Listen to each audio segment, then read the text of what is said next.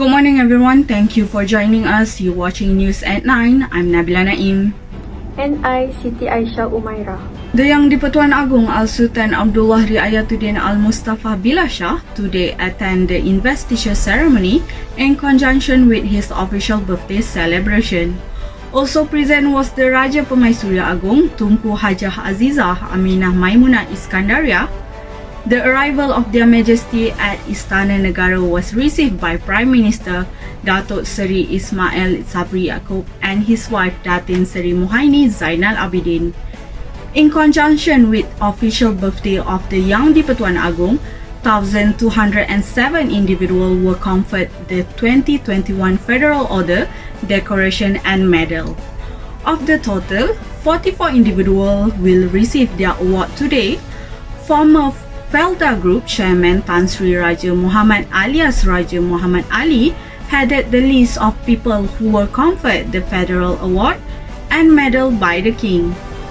Tan Sri Raja Muhammad alias was conferred the Seri Setia Mahkota Award, which carries the title Tun. Inspector General of Police Datuk Seri Akril Sani Abdullah Sani and Sarawak Chief Minister Datuk Patinggi Abang Johari Tun Openg received the Panglima Mangku Negara, which carries the title Tan Sri. Meanwhile, a total of 18 individuals were conferred the Darjah Panglima Setia Mahkota, which also carries the title Tan Sri. Next, we move to PRN Melaka News with Kavita Rajagopal. Thank you, Nabila Naim. All 28 Perikatan Nasional candidates contesting in Melaka state election signed a pledge to demonstrate their commitment in fighting corruption. The pledge signing ceremony, which started at 9 p.m. takes place in Perikatan Nasional Main Operation Room in Tanjung Mina, and it was witnessed by Chairman of Perikatan Nasional Tan Sri Muhyiddin Yassin.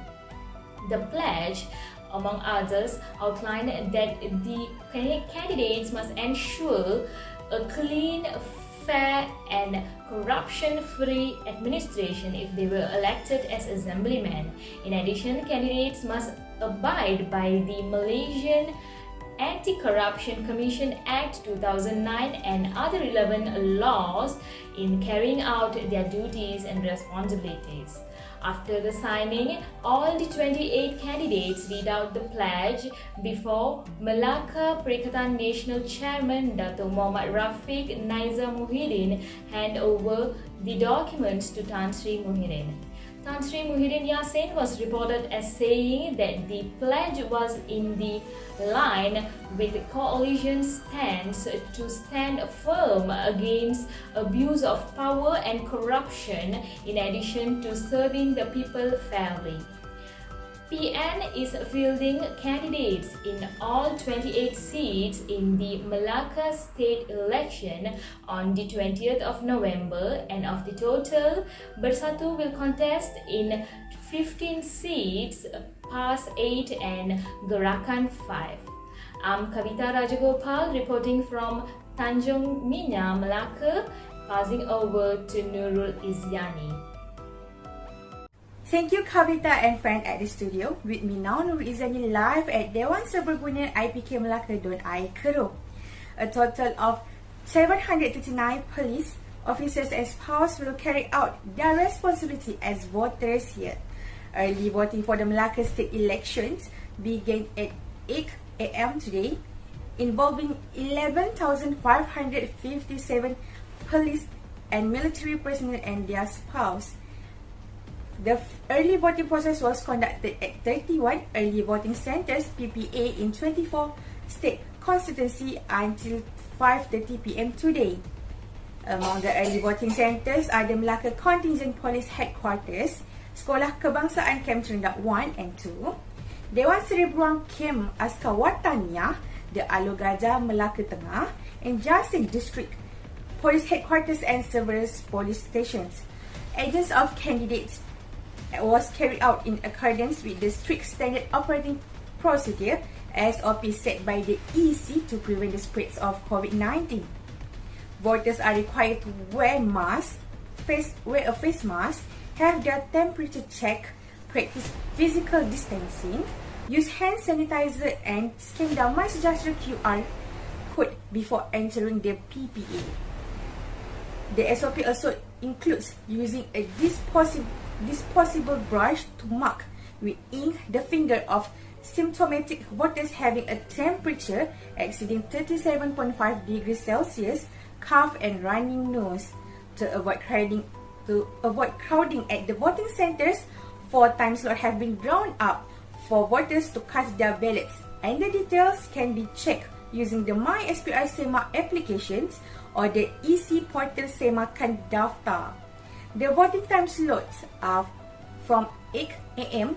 to 10 a.m., 10 a.m. to noon, noon to 2 p.m., and lastly 2 p.m. to 4:30 p.m. That's all from us. Next, back to the newscaster in the studio. The efficiency of Malaysia's healthcare system needs to be reviewed to make it more relevant as the country enters the new norm and the endemic phase. Minister in the Prime Minister's Department Economy, Datuk Seri Mustafa Muhammad said this is to ensure the rakyat could enjoy a healthier and more prosperous lifestyle in line with the country's 2030 agenda for sustainable development. Datuk Seri Mustafa said, to achieve high income status by 2025, a continuous development on the healthcare system is vital as put forward in the 12th Malaysia Plan. Speaking at a STG webinar series organized by Jeffrey Research Center, Datuk Seri Mustafa said in order to bridge the gap in healthcare facilities between urban and rural areas, the government has decided to upgrade and redevelop all health and community clinics nationwide. Aside from that, portable health facilities and services plus the introduction of a smartphone-based healthcare application need to be expanded under the 12th MP. Thank you, Aisha. AstraZeneca and Sinovac have submitted reports of the data to the Health Ministry for the use of the respective vaccine as boosters. Health Director General Tan Sri Dr. Noor Hisham Abdullah said the Health Ministry was now in the process of reviewing the data.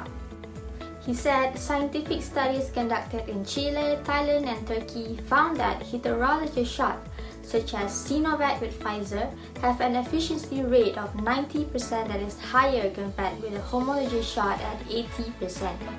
Meanwhile, he said among the Health Ministry's upcoming plan is to ensuring that COVID-19 remains under control was to expand the criteria of eligible recipients for COVID-19 booster shots.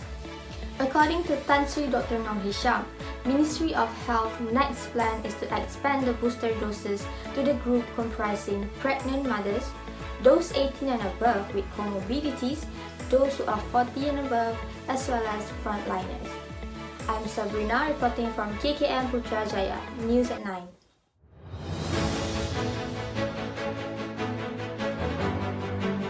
Welcome back to Sport News. Lucas Paqueta's instinctive strike gave Brazil a 1-0 World Cup qualifying win over Colombia today to book their place at Qatar 2022. The 5-time world champion joined the host and European Germany and Denmark as early qualifier for the next year finals. They have produced a near-perfect qualifying campaign, winning 11 of 12 matches to qualify with 6 games to spare. Brazil were made to draft as Colombia had the better of the first half, but an attacking tactical switch from coach at halftime paid dividend as the selected dominated after the break. When the goal came on 72 minutes, it was beautifully orchestrated as Marquinhos fired a pass from halfway into Neymar, whose first-time ball found Paquetas to hit an instant shot under pressure from two defenders that seems to cash out David Ospina. Colombia defeat saw them drop out of the 4 automatic qualifying position in the single South American group as Chile overtook them after third successive win, 1-0 away to Paraguay. Next, we move to Forecast News with Aisha. In this time with me, Aisha Umaira, I will inform weather forecast for 3 cities, namely Ampang, Cheras, and Kuala Lumpur. Starting from the first city, Ampang, it seems that this morning and evening day, the weather is very friendly and is sun cloudy. This morning, the temperature of 33 degrees Celsius and evening with temperature of 26 degrees Celsius. So, for citizens of Ampang City want to do for activities such as running or cycling, the weather now is a very appropriate for sport. And just as with evening, the weather is predicted to be sun cloudy. And now we will also see from the city of Cheras as well as the city of Ampang, both morning and evening, the weather is still the same, that is sun cloudy, with morning temperature of 33 degrees Celsius and evening 27 degrees Celsius. So for citizens of Cheras, it seems very appropriate if you want to do outdoor activities. And lastly, we move on to the third city, in the city of Kuala Lumpur, with morning temperature of 33 degrees Celsius and 27 degrees Celsius in the evening. However, this seems to be a little cold, so it is not a problem to prepare a sweater that is a little thin to anticipate when strong winds to warm the body. So this seems not much to be compared for every city on this day, although both morning and evening seems some cloudy. So that for every citizens in these three cities who want to do outdoor activities can relax and enjoy the sun cloudy weather. That is all weather forecast for today. Thank you for watching. And that is for New at 9. I'm Siti Aisyah Umaira. Thank you for tuning in and stay safe.